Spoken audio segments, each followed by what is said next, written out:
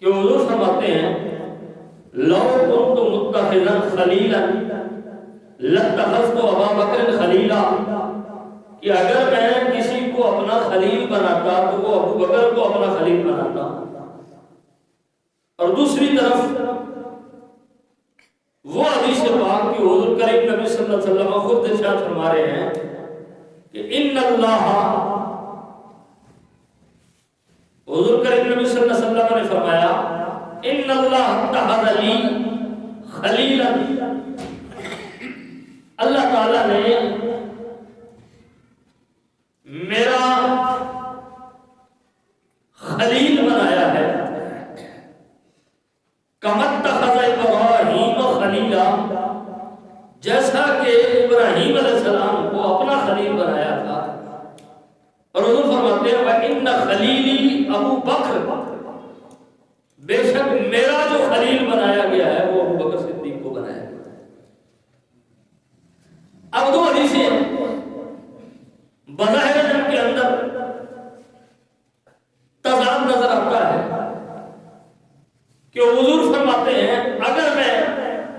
کسی کو اپنا خلیل بناتا تو ابو بکر صدیق کو میں نے اپنا خلیل بنانا تھا،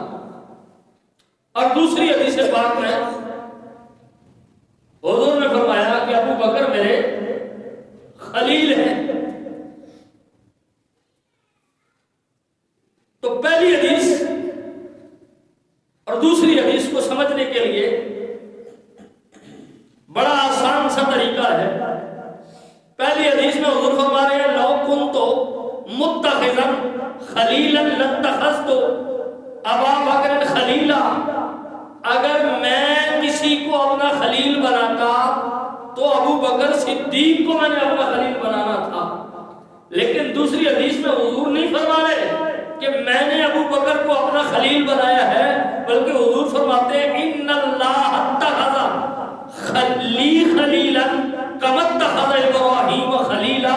وان خلیلی ابو بکر، فرمایا بے شک اللہ تعالیٰ نے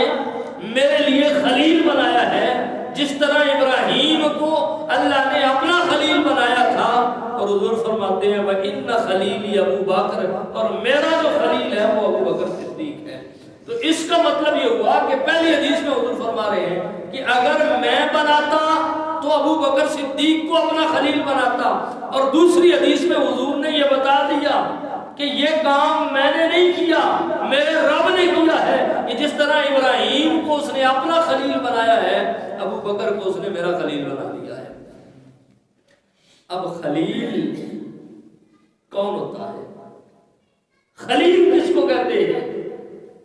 قرآن مجید میں حضرت ابراہیم علیہ السلام کا تذکرہ کرتے ہوئے سورہ نساء میں اللہ تعالیٰ نے ارشاد فرمایا وَاتَّخَذَ اللَّهُ إِبْرَاهِيمَ خَلِيلًا، اللہ تعالیٰ نے ابراہیم علیہ السلام کو اپنا خلیل بنا لیا۔ خلیل کس کو کہتے ہیں؟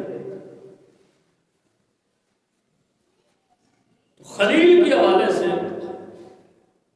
علماء نے بڑی خوبصورت گفتگو فرمائی۔ وہ فرماتے ہیں خلیل کا لفظ اس حبیب اور محب پر بولا جاتا ہے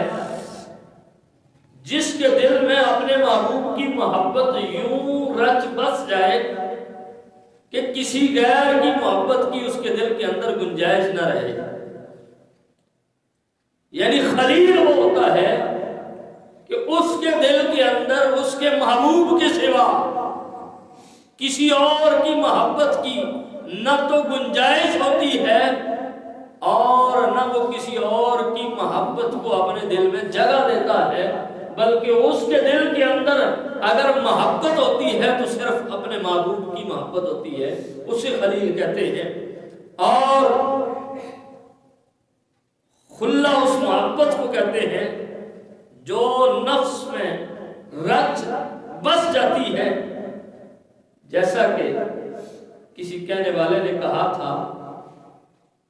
کہ اے محبوب جہاں جہاں میری روح ہے تیرا عشق وہاں سما گیا ہے۔ اسی وجہ سے تو خلیل کو خلیل کہا جاتا ہے، کیونکہ اس کے دل کے اندر اپنے محبوب کے علاوہ کسی کی محبت کی گنجائش بھی نہیں ہوتی اور وہ اپنے دل کے اندر کسی اور کی محبت کو جگہ دیتا بھی نہیں ہے۔ تو اللہ تعالیٰ کے محبوب علیہ السلام کے خلیل ہیں حضرت ابو بکر، اور اللہ کے خلیل ہیں حضرت ابراہیم، یعنی خلیل اللہ ہے ابراہیم علیہ السلام، اور خلیل النبی ہے رسول اللہ کے خلیل ہے حضرت ابو بکر صدیق رضی اللہ تعالیٰ عنہ۔ اور اس سے واضح ہوتا ہے کہ خلیل وہ شخصیت ہوتی ہے کہ اس کے دل میں محبوب کے علاوہ کچھ اور نہیں ہوتا، وہ اپنا تن من دھن اپنے محبوب کے اشارے پہ قربان کرنے کے لیے تیار ہو جاتا ہے۔